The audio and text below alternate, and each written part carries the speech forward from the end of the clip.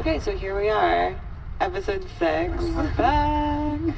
Welcome back. We have our inaugural guest. Yeah, we are here with a comedian extraordinaire, Stephen Phillips Horst. Hello, ladies. Thank you so much for having me. It's a pleasure to be here. I'm a big fan of the podcast. Thank you. Friend of the pod, fan of the pod. Male ally. Male ally, good to have you on. I think I overstepped. Stephen just shot me a very dirty look. We were just talking about the word queer. I'll say I kind of hate the word ally Me too, as well. Yeah, it's the worst, yeah. Okay, so When they say they're your allies, it's all lies. Yeah. Oh. That's a nice, like, something I like to keep in mind. Oh, wow. Did you write that? No, it's like a meme I saw. It was like a ghetto meme I saw. Okay. My favorite meme was the one that's like, "To my haters, keep sucking. I'm gonna come." It's a good one. It's like all like blurry because people on like Metro PCS phones share. Yeah. I love an overshared meme that's gotten grainier and grainier and less high-res over time. Indecipherable. That speaks to its power, its currency, if you will, in society. The grainier it is. Yeah, it's social capital. It's like a wrinkled dollar that you find. Yes. Exactly. Bathed in coke and Yeah, an like a experience, corner of really. Myrtle Broadway, Bloodstained. Yeah. If you throw some luminol on it, there's like blood and cum and like all these like other That's a weird life. mystery stains. So we have some housekeeping, guys. okay, so you want to go over that now? Dasha's film. Oh, I'm Wobble going Palace. to Maryland Yeah. Film Festival this weekend Mhm. in Baltimore with my movie Wobble Palace. It'll screen Friday at 9:30 and Sunday at 5. If you happen to be in Baltimore, come by. Please don't sex murder her. Yeah. Come by. But come and see my movie. We also have our first live event. Uh-huh. It's going to be on May 8th at 7 p.m. at Better Days, formerly Happy Endings. Wait, really? Happy Yeah, Endings yeah. rebranded as Yeah, Better Days? Better Days, which is so Days. sad. Happy Endings, for those of you who don't know, I don't know. is the rape bar, which is The so on rape brand bar. for us. Uh-huh. And I'm really glad that it came together that way, because believe me, the other venues that were being shopped around were give me PTSD. But it's gonna be at Happy Endings, which is like a sushi restaurant now, I guess. No, that was it. Ooh. Rebrand. This is the second rebrand. It was a Okay. sushi place, and And now now it's I don't know what. No longer the rape bar? No. No, it's the Me Too bar, I guess. Oh, cool. Good. Better Days. What a I depressing know. brand. I know. Rebrand. I know. Happy Endings was so funny. Better I loved Days. it. But come see us. Those happy endings are behind us. Yeah. But come see us. We're gonna be doing a reading. Or well, you know, we're It's live live, shit talking, yeah, basically. live shit talking. We're Like, Don't undersell it. I mean, I have no Yeah. idea what the event is, Yeah. but Fiona Duncan, it's part of her Hard to Read series that she does in LA on the East Coast. Dean Kissick is also going to be there, as well as This I forgot. Stephanie LaCava. Stephanie I just looked at the LaCava. roster. Okay. and it's a night about like we're talking about gossip and stuff. Yeah. lore, myth. I just saw J.D. Sampson say that they are abstaining from gossip for the month of May, No. which I think is Ooh, whatever. like a wildly lesbian Why? statement. This person doesn't Only- drink and doesn't gossip. Only lesbians would willfully disenjoy themselves and abstain from fun. That's such a lesbian thing to It do. is deeply lesbian. Yeah, I know. You know, I'm quite involved in the lesbian community. I know a lot of them. Some of them are my best friends, and a good solid 40% of the community, I would say, is like, you know, virulently, if that's a word, anti-gossip. Yeah. What? And like pro 8 p.m. bedtime. You know, it's sort of wrapped up in the same. Can't call yourself a woman Mantra. if you don't gossip. All right, well, lesbians, the event's at 7 p.m., so it's before the bedtime. And last but not least, we have a Patreon, and we have some T-shirts that we're selling on the Patreon. Well, no, also, Steven, he runs Talk Hole, which is a comedy night in Chinatown. You want to tell everyone about that? Correct. I am a stand-up comedian. I host a show called Talk Hole that usually is held in the basement of a Chinese Italian fusion restaurant in Chinatown. The food is horrendous. No. But it's an intimate venue. It's quite fun. Have you eaten there? It's I spicy. have We nearly eaten died. there. We ate some chicken wings at your show and like almost died. Oh God. They have. I enjoyed them. I love them, but they were so spicy. And No, that was Mission that Chinese. was Mission Chinese. Oh, Asia Roma. shit. Asia Roma. Oh yeah, that's They a have different one Chinese, Chinese restaurant, restaurant. in which I've done stand-up comedy. Yeah. At Asia Roma, they have a Chinese happy hour restaurants, they all special. look alike. Yeah. At Asia Roma, they have a happy hour special where you can get everything for $1. Oh yeah, they have like sliders. I mean, that's about what it's. I certainly wouldn't pay more than that. I will say that their chicken fingers are very small. They're not like a chicken tender. So portion hounds, stay away from the fingers. I would say the safest bets are the satay and the pot stickers. But really, come for the comedy. Yeah. Don't come for the food. Don't get too full because you're gonna laugh a lot. Yeah. Thank you. But our next show is May 16th. That's a Wednesday, and it's free. So Is it what's your usually on excuse? Wednesdays? It is. We took Wednesday as our day a Great. few years ago, and we've stayed there ever since. It was one of the days that was like lacking in branding, so I felt like it was ours to claim. Hump day. Wonderful. Well, yeah, but Hump Day that's like a kind of a straight branding. It's a kind of a flat iron branding. Yeah. All right, guys. So what are we talking about? Well, we first? had part of the reason we had Stephen on as our guest was because to talk about the White House Correspondents' Dinner and to glean some of his expertise as a comedian about Michelle Wolf's very controversial set. I will also just point out I have political expertise as well. I used to work as a political consultant. There you go. Of course. For several years. So So it's actually perfect. Steven's really trotting out this introduction here. I want to just really, really like raise the stakes and like set a high bar that I can. Yeah. So Steven, as a comedian and a political operative, what were your thoughts on the Correspondents' Dinner? I mean, I thought it was the classic. It gave everybody an out. I think it gave, in terms of the reactions, it gave everybody an excuse to either be upset or support the, bomb-throwing comedian in her good work. I thought her jokes were pretty standard liberal fare. This was like the standard critiques you hear on late night. She was saying the press secretary lies. Like, this is the job of a press secretary, is to be an obfuscator. It always has been. People love to say, oh my God, the Trump administration lies. But they're not so interested in like calling out specific hypocrisies of policy. That wasn't really what her set was about. She also didn't really make fun of the way she looked. Well, so the first controversy. thing that I thought when we were going to do this topic, I texted Megan Dosh and was like, "What the fuck is a Correspondents' Dinner?" Which is that actually a great question because even though I like ostensibly know that it's like a dinner for the press that like is in bed with the White House, when you actually asked me that, I was like, What is why it? the fuck? And I even gave a thing it that happens. I gave it a cursory Google search, and I guess it's like a gathering for war criminals and their media allies to get together and convince themselves that they like have a sense of humor or whatever. And it's just like a bunch of people with like brittle egos and like bad style convening in a room and making jokes about how they like drone Yemeni children and dispossess black people. But this is all true. I mean, I think it was supposed to be also like celebrities are supposed to come as well. So you have all of the like super uptight, boring, like big suited politico types and journalists, and then they see like the actress comes or like Meryl Streep comes or somebody, so they get to kind of gawk at each other for a minute. And that was that. In previous years, it's been that. But I guess obviously the liberal Hollywood elite skipped out.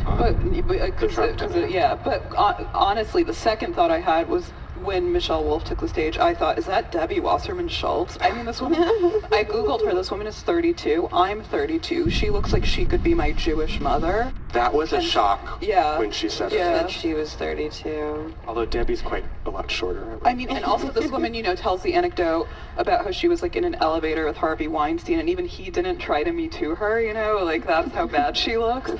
And like the hair, no, it's seriously, it's so true. I was like thinking like, oy vey, like look at this woman's hair. Like shouldn't she have a stylist, or is looking like kind of like the false press secretary? She put falsies on. That's Eyelashes, yeah. She could have put a smoky eye on.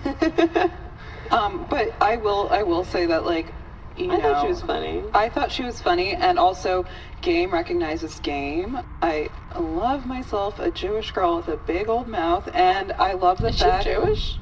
Michelle Wolf, she must be. She said she was 100% German on really Seth Meyers. Oh, with that voice because people were saying that boy. she's Irish. Oh, I thought she was Jewish. I thought Wolf was I always thought all a Jewish. comedians. I thought, yeah.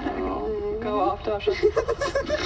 Cultural Judaism is different than Of course, an of ethnic course. identity, but So she's at least, you know, she's like Donald Trump. Then she's culturally Jewish, and also I really love how she says women. She says it like Mommy does. Yeah. I think her voice is charming. I think it adds another layer of something to stick around for. I think the eyeshadow comment was. I'll build off on something a colleague of mine said on Twitter, Eric Shorta, who is my co-host at Talk Hole, who said... He's Stephen's colleague in sinister homosexuality. Yes, quite sinister, in fact. But he was like, you know, a woman is not supposed to talk about makeup because makeup is an illusion, and women can't reveal other women's secrets in a room full of men. This is an Ericanism. Yeah, this is an Ericanism, an Americanism. But I was drawn to that idea because there's like, you saw some of the umbrage taking, and I think a part of the umbrage taking is just White House reporters like wanting to keep the White House happy so that they see that they're angry so that they'll keep talking to them. But like, you know, Andrea Mitchell and some other people just being like, how dare they bring these personal attacks into a roast, which is literally, you know, just a personal attack. That's the point of it. Right.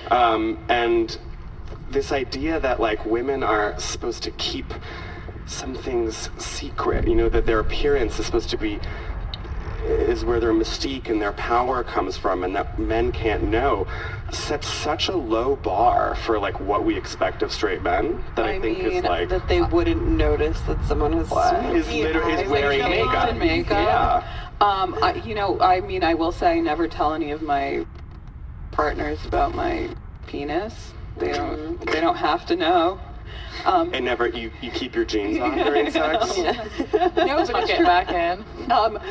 Every time that I've like ever gone out with a guy in my entire life, because I'm from New Jersey, so I used to like cake the makeup on. They're always like, "Baby, why do you wear all that makeup? Right. You don't need it, honey." And of course, men notice. What they They're actually just polite. mean is they want you to wear makeup that's not discernible. Well, but that's kind of like the same argument is they want you to wear makeup that's invisible. They don't want to know, and they want you to be full of secrets. Yeah, everybody wants everybody else to lie to them at all times, so that you can, you know, continue lying to yourself or whatever.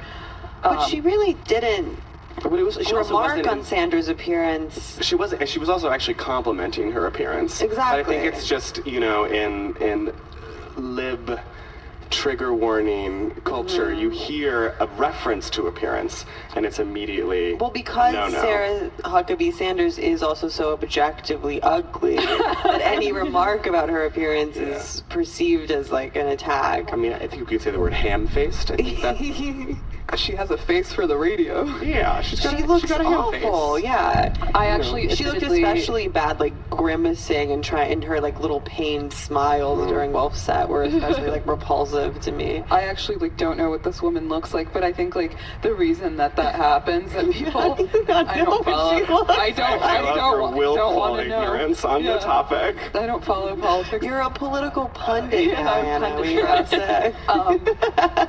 But I mean, the reason that liberals perceive every kind of comment that's like about appearance as an attack on appearance, the reason they perceive every racial comment as automatically racist is because they have dirty consciences and bad faith, and they're projecting it outward. Right. They know deep inside that they're the ones with the racist 100%. and like hostile ideation.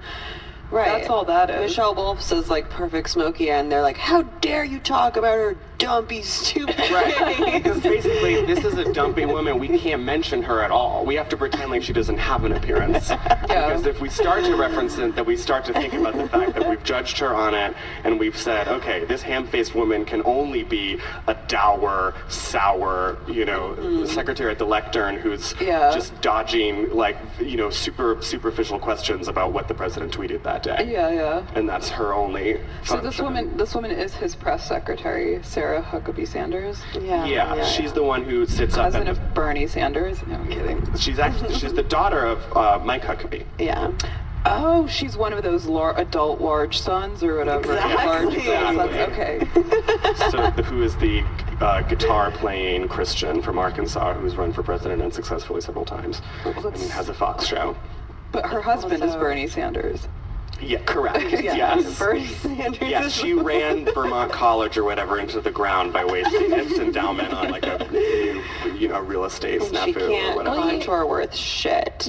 They have all those expensive houses as your I friend. was told on InfoWars. Yeah. But I think what, people were really, when you watch the entire clip of her speech, of Michelle Wolf's speech, people were really, I think, turned off well before the makeup comment because she wasn't like just roasting with jokes. I think usually a roast is the jokes are like so body and over the top that the jokes themselves are what's funny. It's not actually the target of them that's funny. So you think like, Whitney Cummings at a Joan Rivers roast being like, Joan Rivers is so old, her vagina has a separate entrance for black cock. It's like, that's a ridiculous joke, and you laugh at the jokes over the top. Calling Joan Rivers old is not a particularly horrible thing to be. It's just saying It's a she's statement old. of fact, not value. It's Right. an objective fact. Whereas, like, she was, like, allegedly making these value statements about people. Oh, okay, Sarah Huckabee Sanders lies. Like, Right. Ivanka Trump is bad for women. This, again, it's all pretty milquetoast late-night fare. Yeah. But people were like, oh, Or you're the not White House supposed to- Correspondents' Dinner, it's Yeah. sort of this charade Yeah. where they Yeah. are in bed with one another. But the charade, I mean, part of what you buy into is like the kind of like that you're going to be outraged. So you're like buying into your own outrage, which is like, isn't that the whole point? But it also gave every single comedian I follow and every late night host and every Yeah. person in the liberal establishment an excuse to pile on and defend Michelle Wolf and say that what she said was some searing, deep, and like, Right. incredibly... Comedian speaking truth to power once again. Yeah, like the most salient thing that's been said in criticism of the Trump administration in the past year and a half. I mean, it's such a low bar, though. I mean, because Trump is such a kind of, to liberals, like such an abhorrent figure that like anything you say that's like mildly, mundanely critical of him is suddenly like perceived as speaking truth to power. Well, I think what people really took umbrage, the media took umbrage with, was that at the end of her speech she said, like, you are all obsessed with Trump and you love him. Yeah. And he sells your magazines and your TV shows and your Yeah. book deals and shit, and you, like, made your lives off of this disaster. I mean, what was the thing you were talking about? Like the DNC suing Russia? Like, and everybody, there was that article and everybody was like, holy shit, the DNC has gotten its balls back again. It's coming out fighting. And it's like, no, they're doing the most fucking pathetic thing possible. They're suing a literal country, which, like, who do they sue? Yeah. Like the accounting office? It's not like a college campus, like university bureaucracy. Instead of taking responsibility for running, like, a dog shit campaign. Like a shadowy, shitty campaign. Nobody sues my daddy. Who's your daddy? Putin. Oh, right. It was a kind of a pro-Rush. No, I got that from the name. I understood that. And I love Russia, too. I did like her criticism of Rachel Maddow, saying that she never gets to the point. I And love her that. delivery was good on that joke. But, I don't think I watched to that point, but I will say that sounds true because, another thing that lesbians do along with knitting and swearing off gossip is like literally never getting to the point. Woo. I like how no one's sticking up for Kellyanne Conway, even though she, like, made a bunch of jokes about her, like, wanting, like, she made like kind of like a tree falling in the forest. I hope it falls on Kellyanne Conway joke, and like no one has said anything. No one's rushing to Kellyanne's defense. No. She's also happens to be disgusting. Kellyanne Conway. I love Kellyanne Conway because she's such a ghoul. She's like, you know, like if Ann Coulter had like a meth addiction and lived in Tampa, and she's, you know, kind of like a washed up leggy blonde, but she's like such a comic figure. I really appreciate the entire Trump cabinet for their comedic entertainment value. Like, you know, who can ever forget Scaramucci? God, What I a miss guy. him. I miss him. What did he say about, you know, I'm not Steve Bannon, I'm not trying to suck my own cock. That's a tramp stamp for the ages. Yeah. A wonderful figure. I miss Bannon too. Yeah, I mean, I wouldn't take my eyes off Bannon. but this is a crucial thing that, like, that actually Michelle Wolf talks about in the Washington Post article that I read about her, and she talks about how she, which I really liked, how she actively steers clear of Trump jokes because she understands that Trump is a parody of himself, so any punchline that you're going to have at his expense is, like, automatically gonna fall flat. And, like, that's, like, another thing that, like, the liberals categorically don't understand is that the right is the only kind of force in America producing eccentrics now anymore. Like, before that was sort of like the purview of the left, like crazy communists, you know, having like orgies and talking about 1968, and now it's like the only funny, entertaining, crazy, like oddball people are unanimously conservative. Yeah, well, I mean, probably that's because, like, aesthetically, the left has become the aesthetics of you know, the left, if you want to call it, everything from the center, like, all the way over, has become pretty uniform. There's, you know, from the, like, kind of like Airbnb, middle of the road, like Edison bulb farm to table lifestyle, like, you know, you can go all the way to the Days 100 choker, cut off sweatshirt, 19-year-old and you know, androgynous SoundCloud star, but, you know, that there's a pretty set kind of lifestyle, and it's very cohesive. It's a very cohesive aesthetic, and the left the right is in like much more of an aesthetic crisis, and like there isn't really one aesthetic they have to pin their whole movement to. Someone sent me a wild like alt-right meme today that I literally someone DM'd us both about it, where like I couldn't decipher what they were like. I've been listening to Red Scare and they should call it Princess Points, and then they like attached some image that was like a Wojak style meme, like some like 4chan shit. Yeah. But it literally was so that insane illustration. Yeah, it was it had like all these details, and none of which I was like, I don't know if you are mad at me or if you like me. Yeah, and well, that's the thing. It's, you know, much like the ladies of this podcast, the right basically worships chaos at this point. Like, it really has declined from being like kind of a bastion of false morality that it imposed on everybody else, like uprightness, like return to the family, return to gender roles or whatever, and now it's just like chaotic swill. But there's still this, like, there's this very small group of people on the right who are holding on to like the previous iteration of order and, like, you know, this kind of 1980s Jordan Peterson like country club kind of idea. Yeah, and they're like the liberals of the right. They're like the cuck losers, the sitting ducks that everybody like pokes fun of. I think I remember in the Obama years, everyone, and that was when I worked in politics, was during that administration, and people called it nerd prom, and it was like this really exciting thing to be invited to. There was zero controversy about it, obviously, and it was just like a celebration of the press and a celebration of the White House, and there was never really even a, you know, yes, long-form journalism exists, but the idea of the White House press corps being something that holds the administration to task was like never a part of the conversation. And well, then our president not only showed up, but he did his own set. Right. I mean, which is a difference. You know, Obama is the, like, tonally and personality-wise is like the ultimate, you know, neoliberal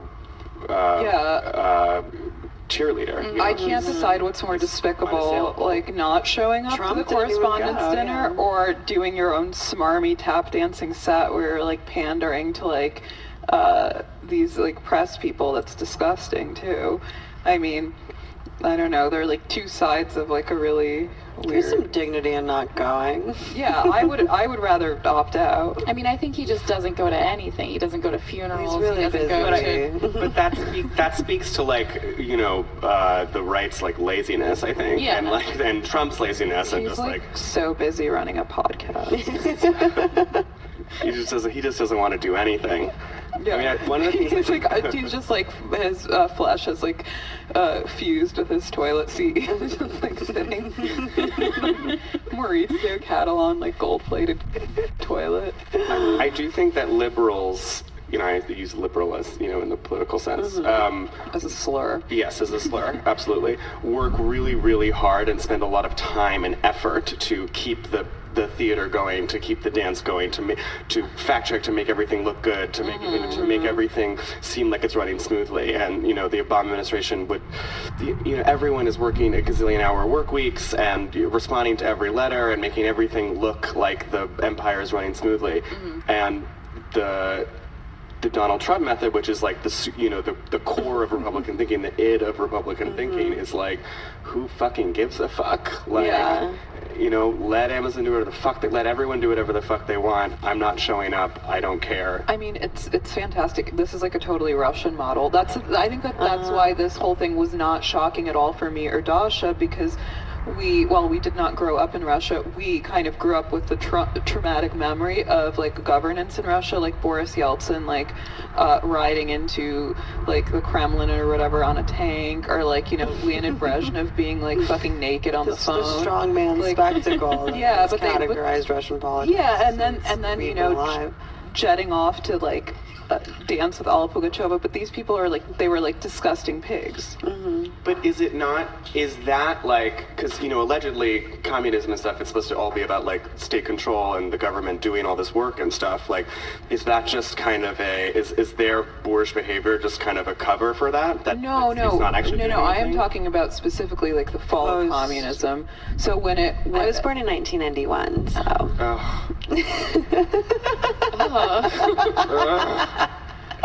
I'm roughly 100. Sorry. Yeah. Just to throw that out there, which is why I'm not on the day's 100. Yeah. None of us My are. pussy definitely has separate entrances for whites and coloreds. And, Edit that out, Fine, it's a joke. Anyway, but Okay. That's fine. Or didn't she say she called her pussy Reince Priebus or something? That was her Venmo name. That was Yeah. her Venmo name? Yeah. That's fine. her He full left. name.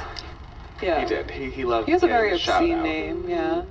I mean, these people, like, liberals are masochistic. They like being slapped around. They love Everyone, it. like, 95% of the world are bottoms. Yeah. 95% of people, gay, straight, man, woman, cis, trans, loves to be abused and stomped on by daddy. Yeah.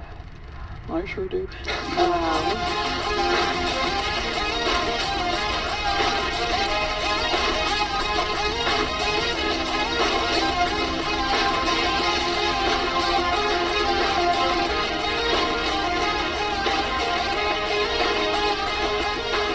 Speaking of daddies, Milo's daddy. You say Milo? Is it Milo or No, I Milo? assumed it was Milo, like Otis and Milo, or Milo and Otis, or whatever. Milo and Otis, I believe, Yeah. is what we say in America. Yeah. And I don't know how you grew up watching that. Milo and Otis. Anyway, Milo. Mr. Milo. Boy, Dasha. so Milo, how do you pronounce his last name? Yiannopoulos. Milo. Yiannopoulos. I guess I was reading, an article about this, and I'm going to quote, running out of money and down on his luck, right-wing provocateur Milo Yiannopoulos laid off the small staff of Milo Entertainment Incorporated earlier this month. Dangerous.com is his Dangerous, website. yeah. It's pretty good. According to 3 people familiar with the situation, which has got to be one of the saddest opening sentences ever written. And he did this because Matthew Mellon, who's a banking heir and a cryptocurrency millionaire, and was going to fund his media empire, basically died of an alleged overdose. I mean, I'm not quite sure. So this guy, the Mellon heir, are we to assume he was a closet case? He had a lot of ex-wives and got into crypto, or is he just an opioid addict? I don't know. This is your forte. Lost it.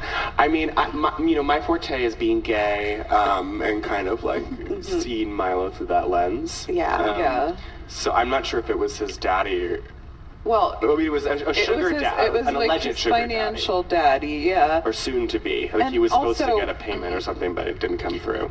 I was less impressed with like his cryptocurrency millions once I learned that he was already a banking heir, like he was previously rich. It's like not as cool. But Is crypto cool? no, I mean not crypto, but like making your own fortune, like a real neo-lib.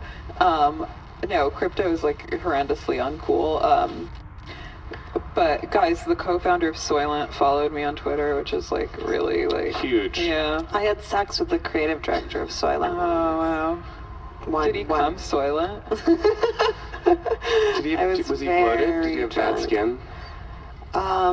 He was a little bloated. His skin was fine. He had one of those bookshelves that makes it look like all your books are stacked up on top of each other. The design within reach. I would get one of those with Steven, And I just actually. woke up there in the morning and like glanced over at that and was like, oh god. He also had a very expensive like jungle cat. Oh, Like a Bengal. They all. a It Bengal. wasn't quite a Bengal. It was a very obscure, expensive, Okay. like large cat. It's funny that all like craven neoliberals really love those like designer like top high-end cats. Well, they crave affection and Those cats touch. are Which is how I ended up Yeah. there. Yeah. He was like, Dasha's like one of these expensive cats. I'm gonna keep her in a cage.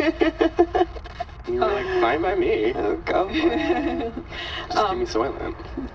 So, but Milo, as a sinister homosexual of the cultural world, Stephen.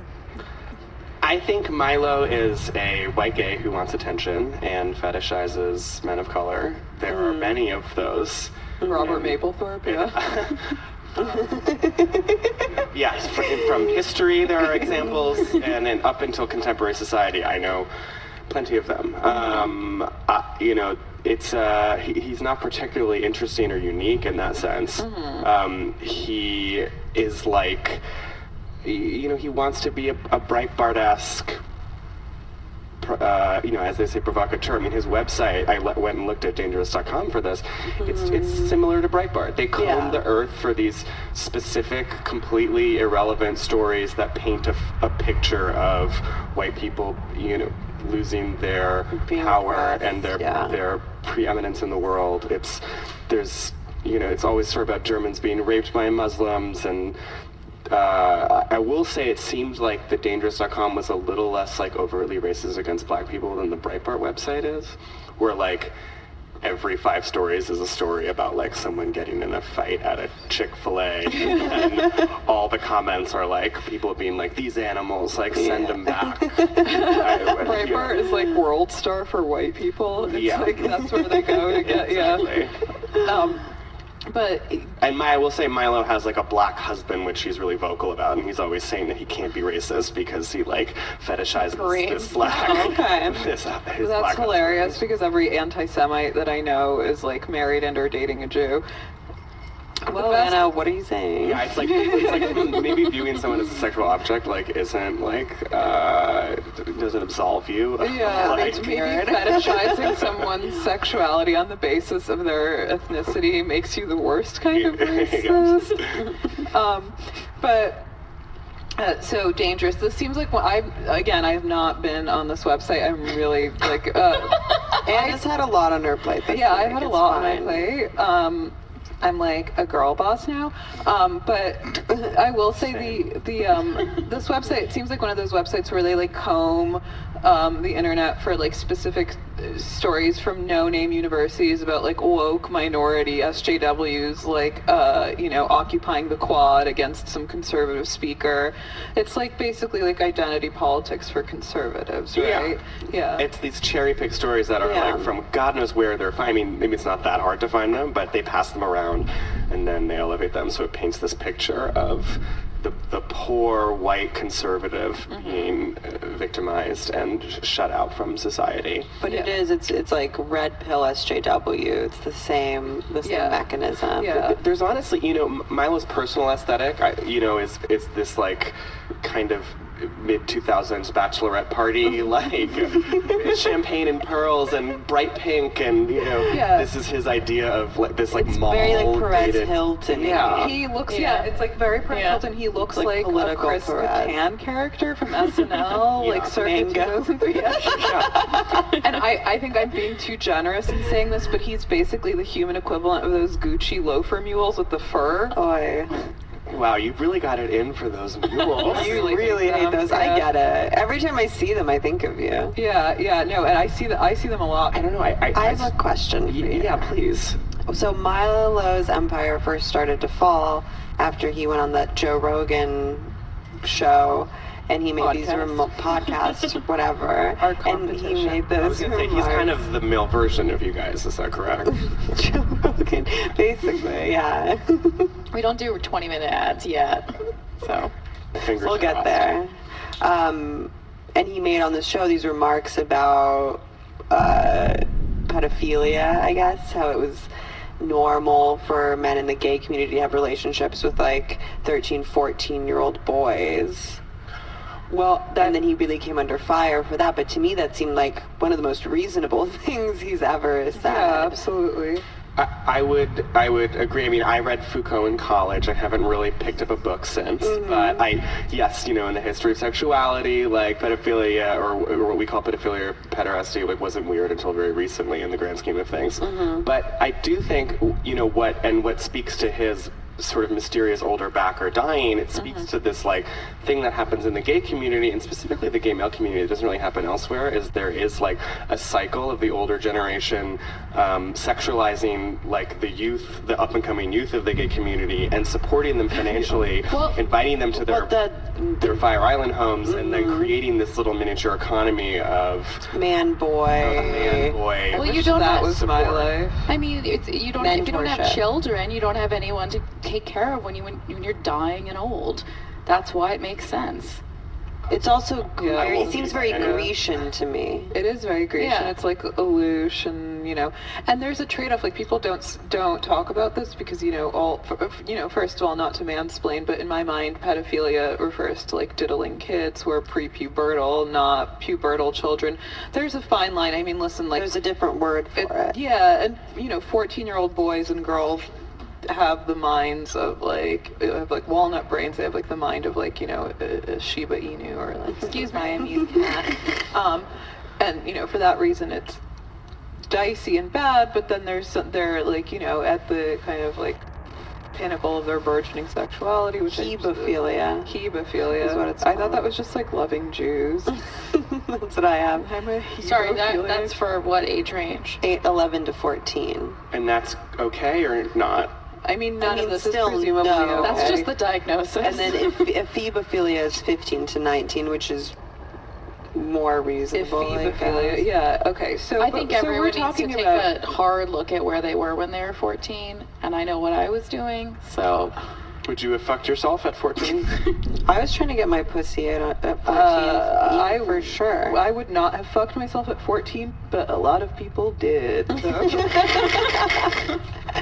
I was terrified and closeted at 14, and I wasn't, I was full of shame. And I also, I was awkward phase, what I mean? Probably wouldn't have gone for it. But that's the trade-off, right? Like, but that's the implicit trade-off. Like fingering girls. Yeah, you got to deal with their shame and their acne, but damn, what a tight hole. No, well that too, but no. But the trade-off was that, if people not much for talking to. Yeah. Not great conversationalists, yeah. With that rump. Haven't even read Foucault yet. I've never read Foucault. I just like to dump on him on Twitter. But the trade-off, right, was that like you could use the body of this young Ephebe, but in exchange you would show him the ropes, kind of initiate him into Right. this secret circle. Call Me By, that's what happens in Call Me By Your Name, no? I haven't seen it. I refuse to as a political statement, but Wow, okay. maybe on a plane. Stephen, your faggot card is being pulled as we speak. But yeah, it's like, so I think like Milo's remarks were comparably mild, but it just goes to show how liberalized also gay culture became after Pride and like all those like early like the post Stonewall like victories or whatever. Now everybody's like, you know, the mainstream like front facing vision of the gay community is like Anderson Cooper or Andy Cohen, like very boring and Rachel sanitized. Maddow. Rachel Maddow, Ellen DeGeneres, all these people who have to basically take a hardline stance against anything that's like considered taboo in the culture. Yeah, I mean, you know, that they've, you know, we as a people have fought for acceptance, assimilation, as in this Hillbot idea of what an American is, what a family member is, what a husband is. Right. And, you know, we fought for the white picket fence and we got it. Yeah. And so that's where we're going to stay. Yeah, joining the military and those getting good married. bones. But you know, the reality is, you know, like you're saying, there obviously still is. I mean, you know, pedophilia and like taking advantage of kids whose brains aren't fully formed yet is a different issue than talking about like attraction between older people and younger people, Right. and that sort of economy of like, Which is you very know, commonplace. offering your youth in exchange for like the wisdom of the old, Right. which is still happening. Hot. Well, the wisdom, but also the money. And I mean, Sometimes the money, but yeah. Yeah. I'm currently dating a 23-year-old. I'll just put that out there. And to you're be at full 100. disclosure, and I'm 100. So, and you know, that's, you know, Nothing wrong with that. as much of a red flag as it is, it's also part of the appeal. You know? Yeah, of course. I mean, men date much younger women all the time. This is like straight men. This is like, you know, so commonplace.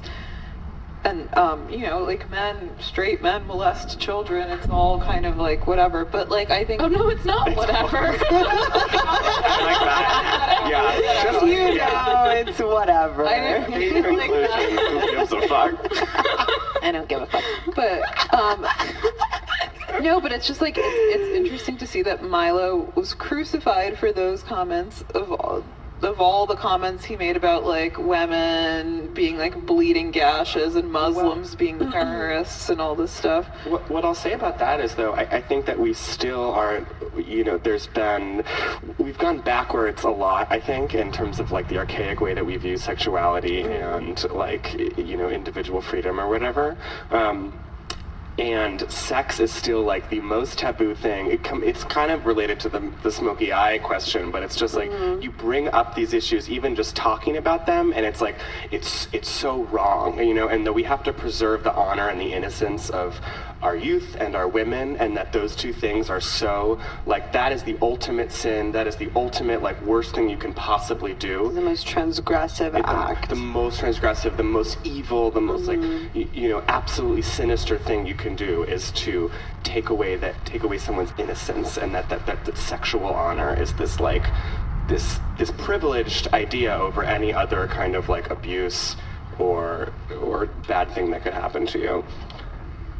And like I think, and like they show this. I mean, this is a very somewhat out of left field reference, but the movie The Square. Did you guys see that? Wait, we were just I was talking about talking about that. the script, but I haven't seen it. But there's this scene.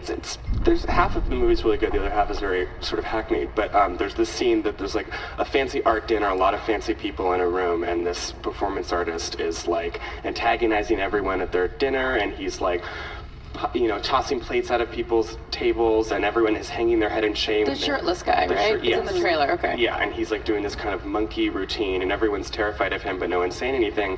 And then the second that he like intimates that he's possibly gonna like violate this woman, and there's this, you know, this like beautiful rich white woman in like a fancy dress, like everyone runs to her defense and stops him, and it was like that was the line. But like his just like Everything prior. his brutality and his like his lack of decorum and all that stuff was like not enough to rouse people. Well, This Yeah. she that's probably also- would have wanted it. No, but I mean that's the thing. Milo, it's a sad thing that his career basically was ended over these stupid remarks. Not because I feel particularly fond of Milo, but because he's like unfunny and he shouldn't have gotten that stage in the first place. And not even because he's a conservative, but because he's a fundamentally shitty entertainer.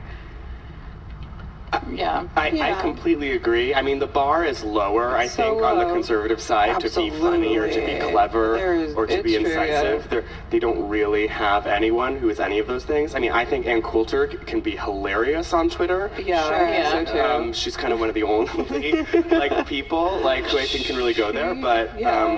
But she says a lot of stuff that's pretty she's obviously like an insane racist, Yeah, to this of like course. really like psychotic, foaming at the mouth degree. So it's you can't really put her up on any in any category of like people you should look up to. But just in Stephen, terms- have you booked any conservative comedians at Talk Hole? There's this one gay guy who's like a somewhat bit of a bomb thrower who I tried to book and then he like didn't show up. Bomb thrower. Yeah, his name Sounds is. like He had a free speech rally. He had to get to. He says things like Caitlyn Jenner is ugly or whatever on Facebook, and then, people will excoriate him. That's not.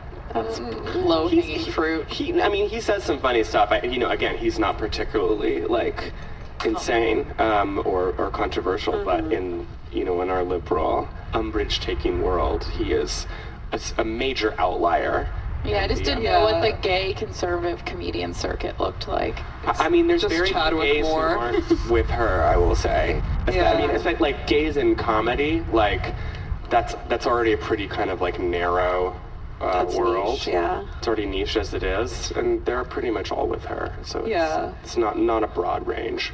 I will say I'm going to take back what I said about Milo being one of those Gucci fur loafer mules and say that he's probably more like the human version of those Kanye Shutter glasses from like 2009. yeah. Yeah, Exactly. that's true. Nail on the head. Yeah. 100%. With like a fake gold chain draped around the back. Yeah, those things you buy from a street vendor. Yeah.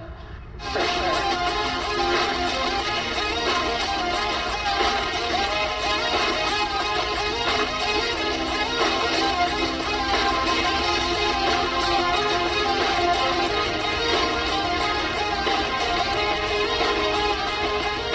All right. So speaking of fashion controversies, What? Oh, the Gucci thing, right? yeah. Go ahead. and questionable style. A Utah teenager, sparked controversy all over social media because she wore, a traditional cheap how dress to her prom. So she posted pictures of the dress on social media, and Twitter user Jeffrey Lamb immediately responded, "My culture is not your prom," which created, kind of a media blitzkrieg of hot takes and outrage. So, what do we think about that? Crucially, though, and an interesting thing is that, all of the outrage is mostly coming from Americans, like on Twitter. Primarily, yeah. The Chinese are eating it up. They love it. They think it's like a great honor to They their think culture. she looks nice. Yeah. Yeah. Well, much like the Michelle Wolf thing, it like gives people, like Steven said, they get to have two, people get to be outraged, and then people also get to be like, now we've truly gone too far. Yeah. Now we're bullying this teenager Everyone and these has- SJ dubs. Yeah, everyone gets to kind of feel flattered and celebrate their angle or whatever. And have their opinion confirmed. Yeah. And have a little platform that makes themselves feel more morally sanctimonious. I mean, I think obviously if you're that girl, I mean, I don't know how you're in 2018 and like wearing a cheap how to your prom and not thinking that you're gonna get shit for it on Twitter, like at this day and age. I'm just like, obviously it's like gonna be so, like if it's like a high school girl at her like white high school white prom, like Yeah. I'm talking about going to China Chalet. I was just And- gonna say, every little Yeah. slut wears a Every cheap little how slut wears China a cheap how China chalet. Chalet, of course, but just like that's a different context. It's like if the context is like you in Indiana at your prom, like it just seems to me like so obvious. She's clearly a trendsetter then. You know, I actually have a photo of me wearing a cheap how in Pearl River What Mart. is this word, cheap how? It's just like the chonks. It's the classic high-collared silk I've embroidered. seen. Like, that's what it's called. But it reminded me of the whole like Marc Jacobs controversy from spring summer 2017 when he like sent models down the runway, white models with like dreadlocks, and then that sparked outrage, and then he like kind of inflamed the outrage even more because he made some comments defending himself where he compared the white girl dreadlocks to black girls straightening their hair, which obviously and on the surface it sounded really bad because cultural appropriation is not like a two-way street or like an even trade, but I was thinking about this, and black people are always obviously more oppressed, so the say that they have is lower, and the stakes that they face are higher when their culture is appropriated, and this also goes for every like ethnic or religious minority or sexual minority. But I always think of this like, if you're a special interest group, wouldn't you want your culture appropriated? I mean, like, this is like culture we're talking about. It's a cultural commonwealth. We're not talking about political representation, which it's often confused with, and we're not talking about financial compensation, which is rare. Like, most of these instances of cultural appropriation, when they're not like Katy Perry or Miley Cyrus, are literally like a girl going to the prom. Who cares? Right. Get a life. I mean, who cares either way? It's not really kind of like a political statement. Agreed. I mean, as you say, it's not really my place to say whether or not you should be offended because it's That's not. True, yeah. It's just I have no connection to this at all, and I'm the white person who has freedom of movement and ideas in a way that other people may not. I mean that the Asian American like discrimination is there's a whole different legacy and history there in this country, and it's like not the same as like culturally appropriating like things from black culture. But I think it's like it's more indicative of a bit of a snowflake society that it's like America immediately finds umbrage. Although I mean again it's primarily white people who complain about this kind of cultural appropriation. And like it reminded me of like when Ghost in the Shell came out and people were up in arms about Scarlett Johansson portraying a Japanese person when actually these people have no idea about international film markets and the idea that like to sell a movie in China and Japan, you need to have a star like Scarlett Johansson in it to get those people to go and see it. Can I say that movie was so good? Although it gets really awkward when they say later in the movie that she's just Japanese. It doesn't really happen till the end, but they're just kind of just like, oh, and it turns out she's like Mitoko, and then they like do a flashback and she's Asian, and you're like, wait, what? Like that just absolutely doesn't make sense. Like it was. We didn't need to like kind of talk about it, but then at the end they just kind of they're like. We could have glossed over their own grave. No, but I understand like the frustration of watching people profiteer off of your culture. But on the other hand, I like it's a cultural exchange. It's not a zero-sum game. And like, pardon me, I am going to use the other N-word, neoliberalism here because under kind of neoliberal social dynamics, everything becomes a market, and therefore everything becomes competitive, and everything becomes a zero-sum game. What's prom girl's market incentive in this case? I mean, she's getting social currency off her dress. Yeah, she's exactly. getting so much attention. Can you imagine? And of course she didn't set out. Yeah, I know. I'm so jealous. I'm just gonna wear a cheap how and on social media now, or maybe I'll wear a sari. Ooh, I'm gonna wear a burqa. No one called me out for Jew appropriation when I did my Bernie Sanders impression on stage. I'll just say that. Yeah. Okay. Jew appropriation. I like that. You have a Bernie impression? I did it. I've done it now. In a comedic context before. But like I was thinking, like back in the day, what you call cultural appropriation, is simply called like a cultural exchange, and it's like I think about like a friend of mine said this well, like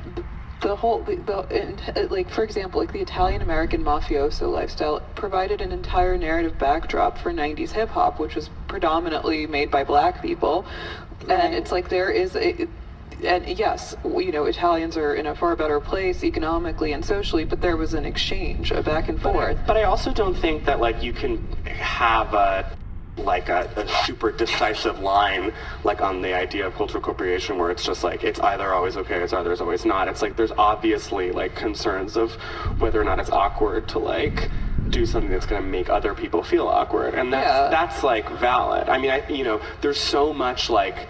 I mean, I see, white gays on Twitter constantly using just like sassy black lady reaction gifs, which, not to, I don't do that. Like others do. Like I personally do not engage in that behavior, and like it is digital blackface. But like, digital blackface. That is like, that's like super common and accepted, right? Well, I've seen, the argument that all meme culture is basically digital blackface. That we're all like. It is, yeah. But I think it's like, I think there is something awkward to that. And I do feel weird, and I'm just like, I'd rather be like, making my own rather than just like taking someone else's joke. And partly it's like, as a comedian, I don't want to just like take other people's jokes. No, I agree. I mean, it's embarrassing. You can always feel kind of the bad faith when you're like, doing like literal, like an effectively black voice on Twitter. Yeah. The eyebrows on fleek, which is like some teenager on Vine. Yeah. Like, I thought Jeanette Hayes made that up.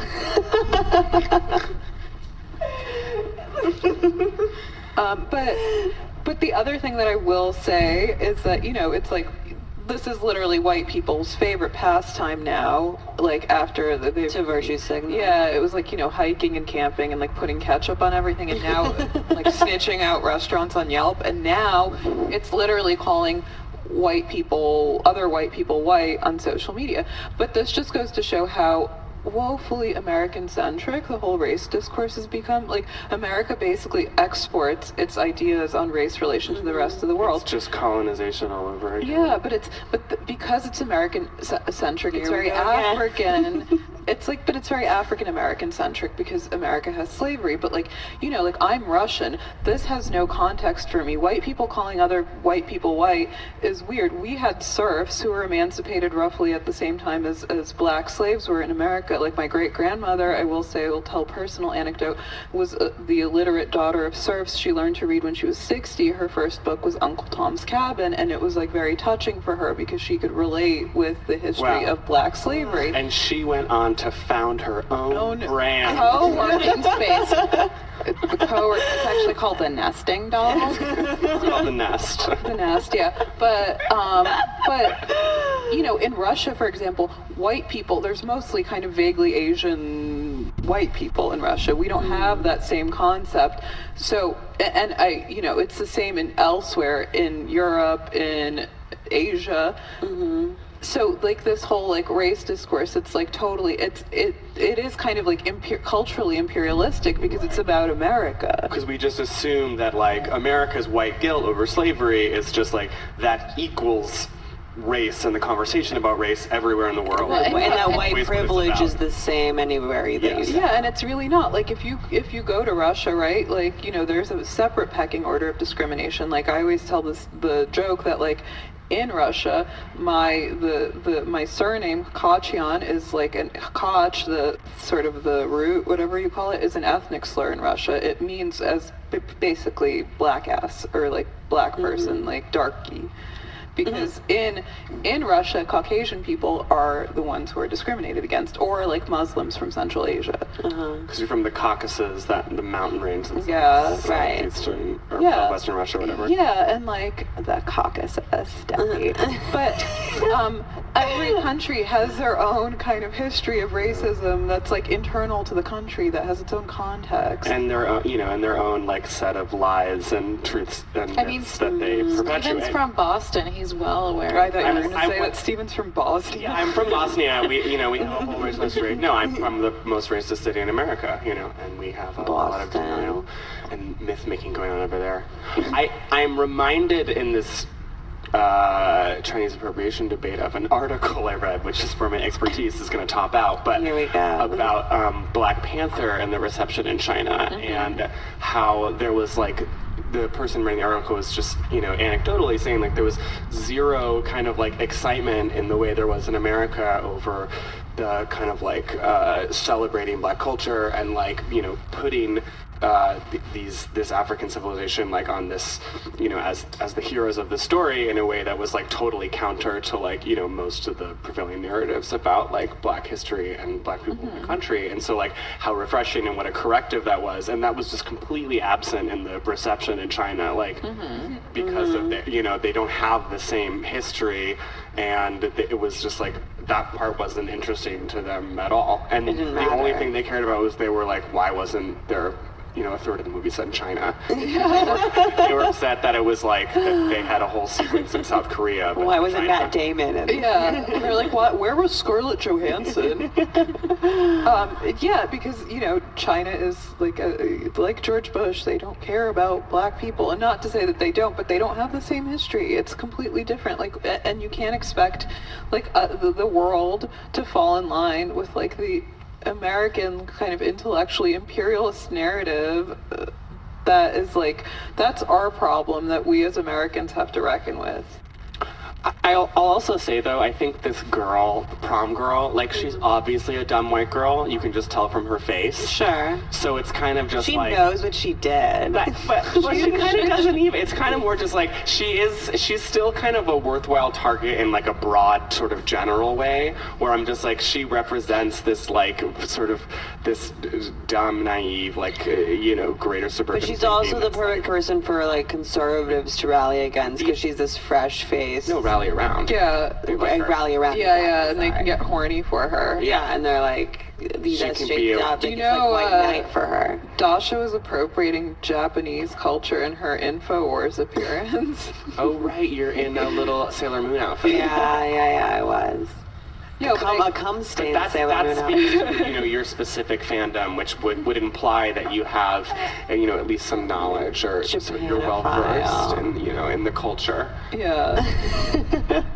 Well, no, I guess I understand the idea. I'm actually celebrating the Navy. Because you couldn't, like, you know, you could, like, that's clearly you're Sailor Moon fan. It's like where you wouldn't be able to meme that photo of you and say saw Mulan once. You know what I mean? Right. But like with the Cheapow girl, you could potentially make that argument, and you know, she opened herself up to that, and that's kind of her own fault.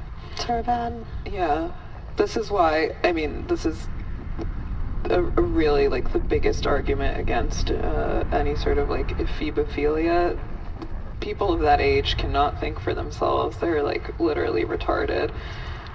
That pussy's not retarded though. It knows exactly what it's. All right. Okay, I guess we need to wrap it up on that note. Thanks for coming, Stephen. Thank you so much for having me. This is a real pleasure. Fun. It was a lot of fun. So guys, go to Steven's show, Talk Hole at Asia Roma on Wednesday, May 16th. May 16th.